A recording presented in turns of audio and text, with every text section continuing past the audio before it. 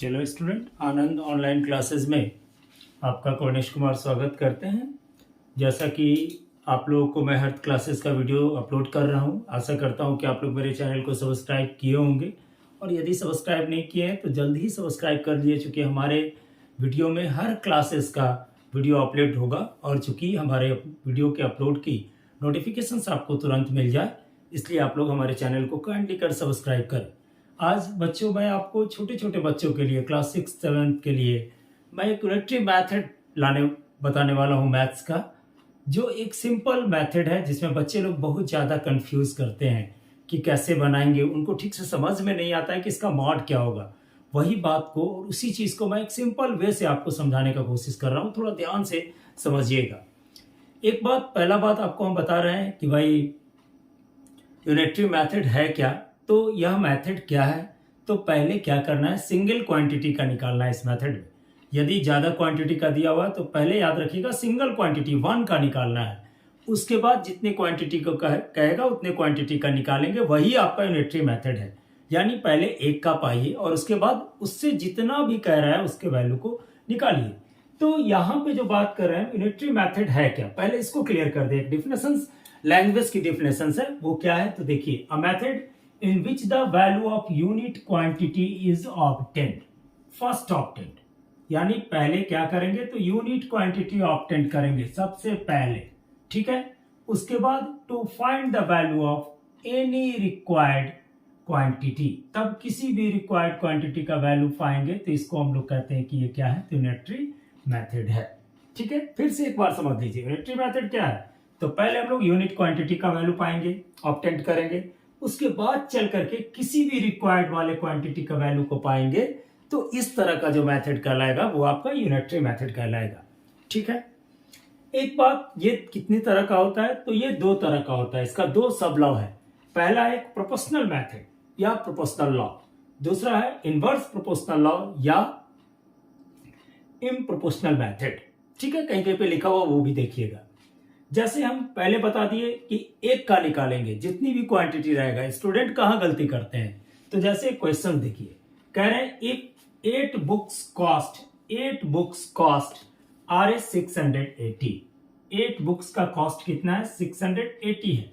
What will be the cost of 15 such books, यानी कितने such books का हमको निकालना है, तो 15 सच बुक्स का कॉस्ट निकालना है। तो जो निकालना होगा, समझ रहे हैं बात को, जैसे 15 सच बुक्स का निकालना है हमको, तो ये वाली क्वांटिटी जो रहेगी इस पार्ट में लेफ्ट साइड में रहेगा, ठीक है।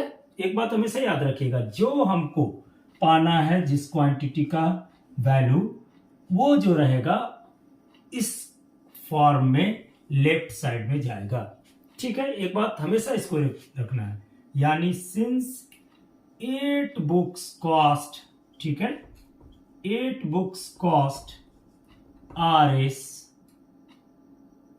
इक्वल RS 680, ठीक है।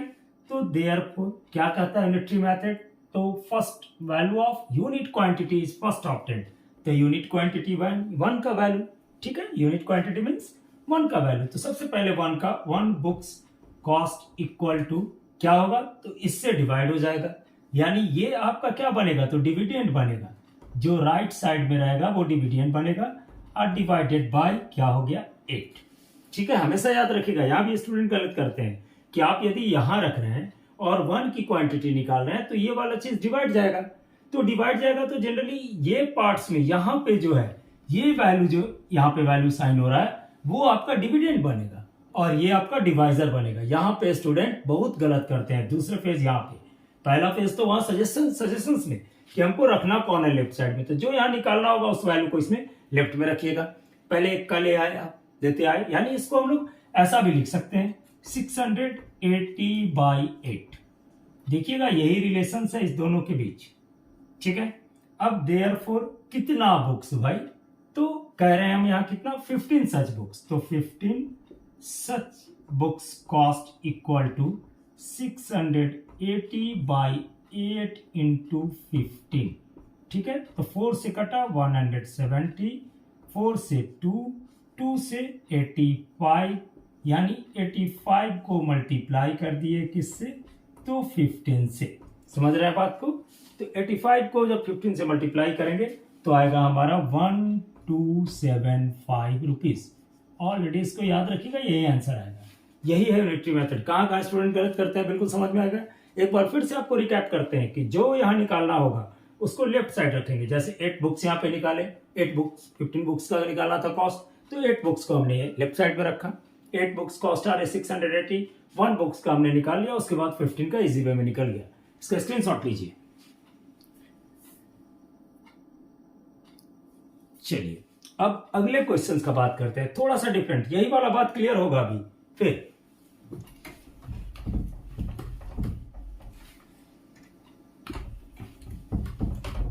इसी बात को हम यहां पे अभी जस्ट क्लियर करेंगे एक क्वेश्चंस और लेकर। जैसे मान ले 15 chair cost RS 30। 15 chairs cost RS 1530। Question से मेरा ये, यानी 15 चेयर का कॉस्ट कितना है, तो 1530। How many such chairs can be, how many such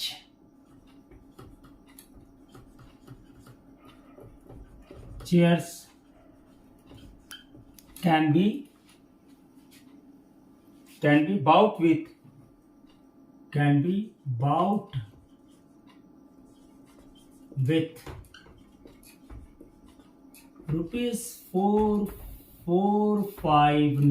₹4590। यानी इतने रुपीज में हम कितने चेयर खरीद सकते हैं। तो एक बात देखिए, अभी किसका वैल्यू निकालना है हमको, तो रुपया में। देख रहे हैं यहाँ पे रुपीज है, इस बात को आप गौर से देखिएगा, ये रुपीज है 4590 का। तो यानी हम पहले बोले हैं कि जिसका वैल्यू यहाँ दिया रहेगा और जो निकालना रहेगा, यानी दिया वाला वैल्यू को ध्यान दीजिएगा लेफ्ट में जाएगा। तो यहाँ कौन सा वैल्यू दिया है, तो रुपीज दिया है, यानी रुपीज वाला क्वांटिटी को लेफ्ट में रखेंगे। तो सिंस लिखेंगे, देखिए since answer, since RS 1530 we bought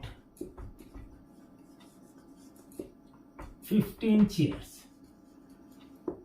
ठीक है, 15 यानी इतने रुपए में हम लोग कितना बाउट कर सकते हैं, तो 15 चेयर्स बाउट कर सकते हैं। तो therefore RS1 we bought कितना, ये चेयर्स, तो 15/1530 चेयर्स। समझ रहे हैं, यानी ये आ गया ऊपर, देख रहे हैं ये डिविडेंड बना और ये क्वेश्चन, ये सॉरी डिवाइजर बना। बात समझ रहे हैं। अब जो क्वांटिटी दिया हुआ है 4590, तो therefore ₹4590 we about 115/1530 into equal दे दीजिए, ज्यादा अच्छा रहेगा, इक्वल 4590। ठीक है, 0 से 0 कैंसिल हो गया, 153 3 जा 459, यानी मल्टीप्लाई कर दिए 15 into 3, that is the 45 chairs. समझ में आ गई, देखें कि नहीं, यूनिटरी मेथड यूज किए, बिल्कुल एक का पहले निकाले, जो लेफ्ट यहां निकालना था उसको लेफ्ट में रखे और जो पाना था उसको राइट में रखे हैं, जो वैल्यू यहाँ गिवन है उसको लेफ्ट में लेकर चले हैं। ठीक है, इसका भी स्क्रीनशॉट लीजिए।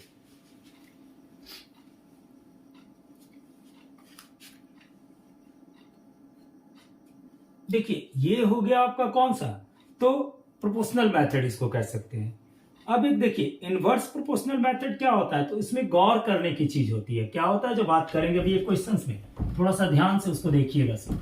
उस क्वेश्चंस को जनरली ये सब क्वेश्चंस में स्टूडेंट गलत करते हैं। अभी सेकंड फॉर्म वाले क्वेश्चंस का बात कर रहे हैं। ठीक है, जैसे if six men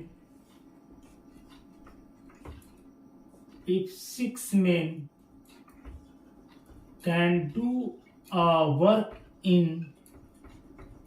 work in 50 days,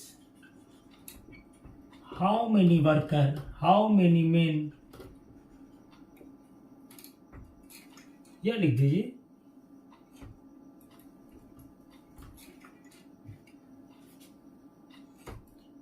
then 10 men, 15 days, यहां तक तो समझ गए होंगे। In how many in how many